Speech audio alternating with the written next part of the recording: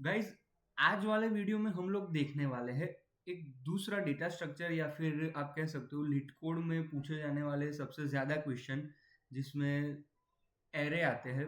हम लोग आज का वीडियो बहुत छोटा रहने वाला है। हम लोग आज सिर्फ देखेंगे कि एरे क्या होता है और उसमें हम लोग क्या-क्या कर सकते हैं।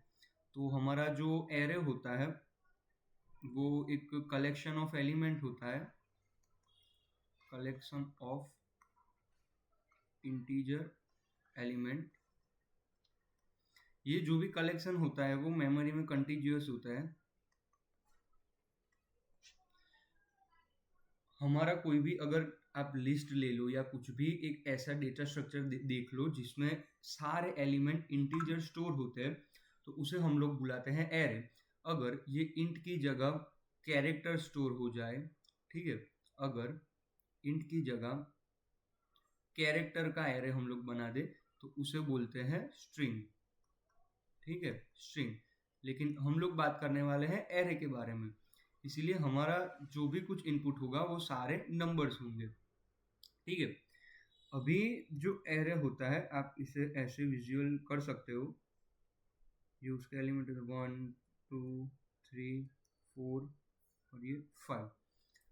एरे के अंदर इंडेक्सिंग आप जनरली जीरो से स्टार्ट करते हो। ये जीरो, ये वन, ये टू, ये थ्री, ये फोर। एलिमेंट को एक्सेस करने के लिए आपको big O of 1 time complexity लगती है, क्योंकि सपोज करो कि मुझे थर्ड इंडेक्स पे एलिमेंट एक्सेस करना है तो मैं सिंपली लिख दूंगा A ऑफ 3। तो मेरा 0 1 2 3 A ऑफ 3 4 है, सीधा मेरा फोर्थ एलिमेंट आ जाएगा। अगर आप पाइथन यूज करते हो तो पाइथन में दो तरह से इंडेक्सिंग होती है, ये नॉर्मली जीरो बेस और एक नेगेटिव बेस, जहाँ पीछे से आप एरे को एक्सेस करना स्टार्ट करते हो -1 -2 -3 -4 -5। सपोज करो कि आपने पाइथन में लिखा ए ऑफ -1, तो ये आ जाएगा 5, क्योंकि पाइथन के अंदर नेगेटिव इंडेक्सिंग अलाउड है, सी या C++ में अलाउड नहीं है। तो देख लिया आपने, एरे के एलिमेंट को एक्सेस करने के लिए हमें उसकी इंडेक्स देनी होगी। हम एरे की इंडेक्स देंगे, हमें आउटपुट में उसका एलिमेंट मिलेगा।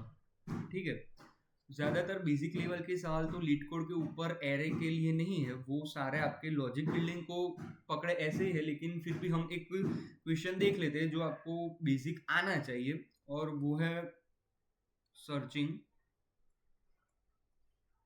मैं ऐसा मान रहा हूँ कि आप लोगों ने बाइनरी सर्च का वीडियो देखा है, तो आप लोगों को लीनियर सर्चिंग तो आती ही होगी। फिर भी अगर नहीं आती तो हम लोग सीख लेते हैं। उसमें इस सवाल में हमें क्या दिया हुआ होता है कि एक हमें एरे या लिस्ट दी हुई होती है और एक टारगेट वैल्यू दी होती है। इसमें ऑर्डर्ड अनऑर्डर ऐसा कुछ नहीं होता, सॉर्टेड या अनसॉर्टेड मैनर में भी हो सकते हैं, वो हमारे ऊपर है। तो बेसिकली एरे ट्रैवर्सिंग आप लूप की मदद से कर सकते हो, जैसे कि फॉर आई इन रेंज 0 से लेके उसकी जो भी लेंथ है एरे की, और पूरे ट्रैवर्सिंग करोगे और आपको देखना है कि if A of I equal equal target होता है